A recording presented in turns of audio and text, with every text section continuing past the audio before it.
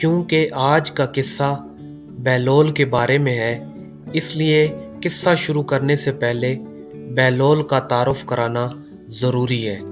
کوفہ میں پیدا ہونے والے بہلول کا اصل نام وہاب بن عمر اور تعلق عرب قبیلے بنو عمان سے تھا۔ ان کے والد چھٹے امام جعفر صادق کے شاگرد تھے، لیکن کچھ وقت ساتویں امام موسیٰ کاظم کی صحبت میں بھی گزارا۔ بہلول کا شمار بھی امام موسیٰ کاظم کے پیروکاروں میں ہوتا تھا۔ جب خلیفہ ہارون رشید نے امام موسیٰ کاظم کو قید کرنے کے بعد ان کے تابعین کے خلاف کارروائیاں شروع کی تو وہاب اور کچھ دوسرے لوگوں نے امام سے قید خانے میں ملاقات کر کے آئندہ لاہ عمل کے لیے ہدایات مانگی۔ امام علی مقام نے جواب میں صرف ایک لفظ جیم لکھ کر اپنے عقیدت مندوں کے حوالے کر دیا۔ ہر شخص نے جیم کو اپنے اپنے انداز میں لیا، کچھ نے اسے جلاوطنی سمجھا اور بعض نے اس کے معنی جبل یعنی پہاڑوں میں رپوشی لیا، لیکن وہاب نے اسے جنون یعنی مجنونیت میں تبدیل کر دیا۔ انہوں نے اپنی شانہ زندگی ترک کی اور پھٹے پرانے کپڑے پہن کر گلیوں میں نکل آئے، اور انہوں نے اپنا ٹھکانہ کھنڈرات کو بنا لیا۔ خلیفہ ہارون رشید سے ان کی ملاقات خلیفہ کے سفر حج کے دوران کوفہ میں ہوئی۔ بہلول نے ہارون کو جو نصیحتیں کی ان سے متاثر ہو کر وہ انہیں اپنے ساتھ بغداد لے آیا، اور پھر بہلول کا ٹھکانہ بغداد کی گلیاں ہی رہیں۔ بہلول کا مزار بھی بغداد میں ہی ہے۔ ایک دن ایک مشہور فقیہ خراسان سے بغداد آیا۔ جب ہارون رشید نے فقیہ کے بارے میں سنا تو اس نے اسے اپنے دربار میں آنے کی دعوت دی۔ جب فقیہ دربار میں آیا تو اس کا شاندار استقبال کیا گیا اور اسے خلیفہ کے ساتھ بٹھایا گیا۔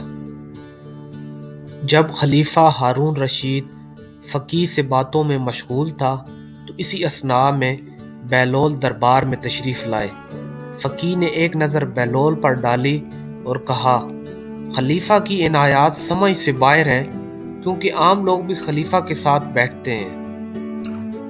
بہلول سمجھ گئے کہ فقیہ انہی سے مخاطب ہے۔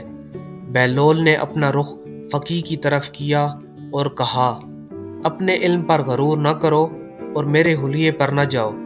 میں تمہارے ساتھ مناظرے کے لیے تیار ہوں۔ میں سب کے سامنے ثابت کروں گا کہ تمہیں کسی چیز کا علم نہیں ہے۔ فقیہ نے جواب دیا، میں نے سنا ہے کہ تم پاگل ہو۔ میں پاگلوں سے بات کرنا پسند نہیں کرتا۔ بہلول نے کہا، میں اپنے پاگل پن کا اعتراف کرتا ہوں، لیکن کیا تم اپنی جہالت کا اعتراف کرتے ہو؟ خلیفہ ہارون رشید نے غصے سے بہلول کی طرف دیکھا اور انہیں چپ ہونے کا کہا، لیکن بہلول نے خلیفہ کی بات نہیں سنی اور کہا، اگر اس شخص کو اپنے علم پر اتنا ہی بھروسہ ہے تو میرے ساتھ بحث کر لے۔ ہارون رشید نے فقیہ کو کہا، اس میں پریشانی کی کیا بات ہے؟ تم بہلول سے چند سوال کر لو۔ فقیہ نے جواب دیا، مجھے کوئی اعتراض نہیں ہے، لیکن میری ایک شرط ہے۔ خلیفہ نے جب پوچھا کہ وہ شرط کیا ہے تو قاضی نے کہا، میں بہلول سے ایک سوال پوچھوں گا، اگر بہلول نے جواب دیا تو میں اسے 1000 دینار دوں گا، اور اگر بہلول نے جواب نہ دیا تو بہلول مجھے 1000 دینار دے گا۔ بہلول نے کہا، میرے پاس دینار تو نہیں ہے، لیکن میں یہ شرط ماننے کے لیے تیار ہوں۔ اگر میں نے تمہارے سوال کا درست جواب دے دیا تو میں رقم لے کر غریبوں میں تقسیم کر دوں گا، اور میں جواب نہ دے سکا تو تمہارا غلام بن کر تمہاری خدمت کروں گا۔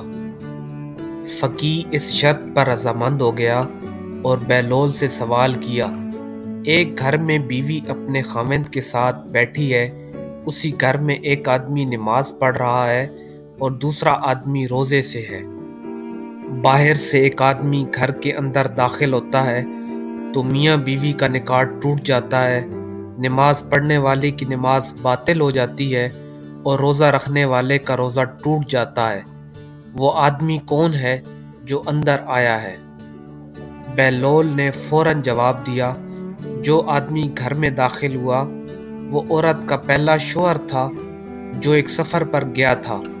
جب پہلا شوہر کافی عرصے تک واپس نہیں آیا اور اس کے مرنے کی خبر آئی تو اس عورت نے قانون شریعت کے تحت اس آدمی کے ساتھ دوسری شادی کر لی جو اس کے ساتھ بیٹھا تھا۔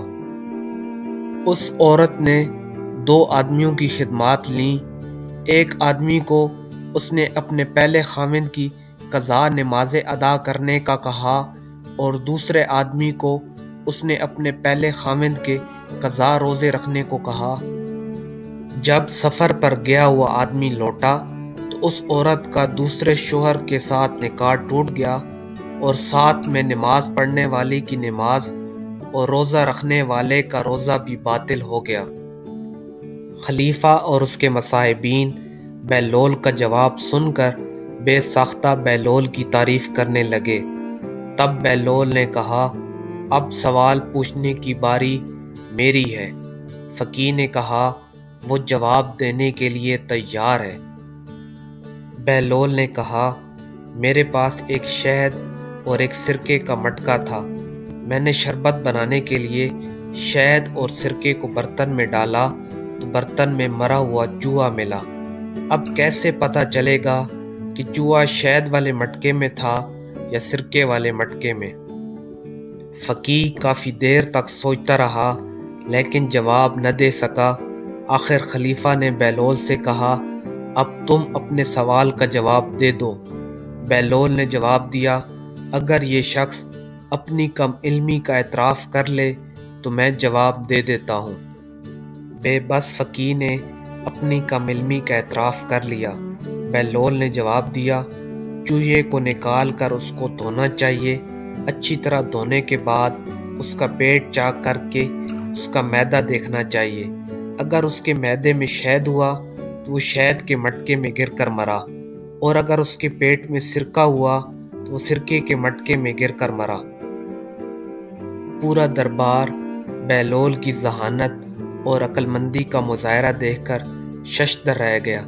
فقیہ نے شرم کے مارے اپنا سر جھکا لیا اور بہلول نے شرط سے جیتے ہوئے 1000 دینار حسب وعدہ غریبوں میں تقسیم کر دیے۔